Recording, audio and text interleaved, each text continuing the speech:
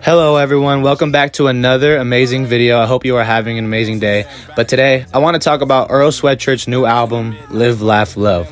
Now I'm going to be straight up, this is going to be a little bit of a glaze fest for Earl. Hey yo, what the fuck? It's only been about a week, 2 weeks since the album released, so I definitely want to soak it in some more. But boy oh boy, after just, a few days, about a week of listening to this piece of art, I can say that Earl just keeps getting better with time, like wine. I swear, this album is very refreshing to hear, considering Earl is one of the few poppin' lyricists in the hip-hop space. I'm all for the newer stuff in hip-hop that isn't really technical, but every once in a while, I gotta seek out some real rhyming. Earl is just one of those artists that hit that spot for me, and this new album does it. I mean, let's start with the album cover. The album cover perfectly encapsulates the energy that Earl brings to the project. This project is something you can casually listen to and enjoy it, but it's definitely something with a lot of depth and complexity. Earl has always been super technically skilled in the sense that this dude for sure can wrap circles around your favorite rapper, and that's been the case since like 2010. This guy is low-key one of, if not the only spiritual successor to Doom. Y'all could argue that if you want, but go listen to how these two MCs rhyme for a bit because there's a very clear influence. Well, anyways, when he was younger, the topic matter was a lot more darker and violent, and not in a street type of way. It's always been very poetic delivery and structure.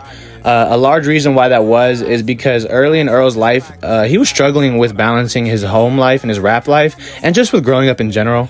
I'm saying all that to say that to me, it seems like at this point in his life, he's truly figuring himself out through his challenges of being a father and through building his relationship with God. He delivers these personal revelations through a very dreamlike narrative. The track sequencing defies a linear story, creating a listening experience that's fragmented, immersive, and surreal. It feels like you are stepping into someone else's dream. But look, let me get back to the glaring theme of personal growth on this project.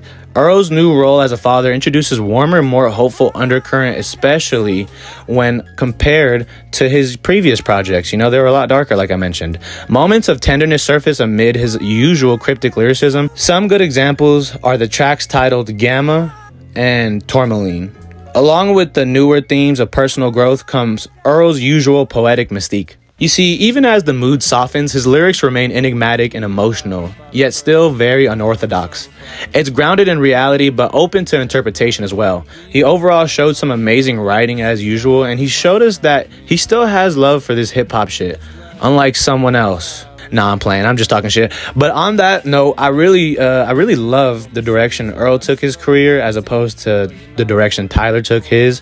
Granted, just my opinion, but I just feel like Tyler took his time getting better at making music, whereas Earl has taken the time to get better at rapping, and that's not a bad thing at all. But in hip-hop, one is a bit more valued in some sense. And by the way, that's not me saying that Tyler isn't hip-hop or that he's less hip-hop than Earl. I'm just saying that Earl has, for the most part, stuck it out with more traditional styles. That being said, I'd love nothing more than a collab album from them. That would be super fucking cool. Anyway, something else I really cherished throughout listening to the project was Earl's delivery, his flow. You see, in my video where I break down multiple rap flows, I use Earl as a great example for the syncopated / offbeat flow, and I'm so happy I did because this album is such a great example.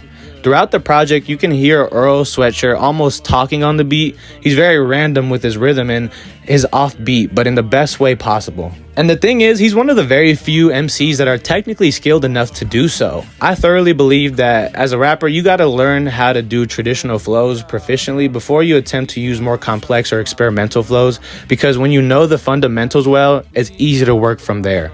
Yo, but was it hard for you to learn to rap like that? Because I feel like a lot of dudes, like, it's the easiest they thing. learn how to rap technical as fuck in the beginning. When you right? learn how the old heads used to do it, right, you only work from there. That's what niggas need to realize. You can't go from point A trying to tap point. The table. Sorry, I'm so sorry about that. It's okay. You can't go from point A to fucking point Z. That shit is stupid. Like you can't like niggas trying to rap like Keith, niggas trying to rap like Uzi, niggas trying to rap like Yachty, niggas trying to rap like the new age shit. You feel me? Right. You can't start from there if you didn't start from that boom bap shit, because literally every rapper does. So Earl is on that level where he can casually do complex rhyme flows like this. Now, let's talk about how Earl continues to break boundaries with his album. Earl completely embraced parenthood on this project, along with love and faith, rare subjects in rap. He even sent an impersonator to his own listening party, rejecting fame once again. Earl's boundary breaking really isn't about chasing trends, but about turning away from what's expected at every stage of his career. Whether that's fame, structure, clarity, or subject matter, overall, Earl Sweatshirt continues to defy mainstream conventions and delivers music that rewards immersion rather than passively listening. You see, while his earlier work dwelled in self-destruction and abstract melancholy, Live, Laugh, Love feels more grounded in real-life evolution and true self-awareness, all wrapped in his signature obscurity and underground production. I really do hope Earl continues this trajectory for the next 5 to 10 years, because hip-hop always needs these type of high-level experimental rappers. And before I wrap up, I gotta ask y'all one last question. Why you got so many necklaces? Here, candy boy. Why you got so many necklaces? Why you got necklace? Smell like bitch in here. All y'all smell like bitch to me. Anyways, thank you so much. If you watched the video to the end, it means the whole world to me. Let me know if you want me to make a video on anything specific. I'll take any suggestions, really. But until next time, goodbye.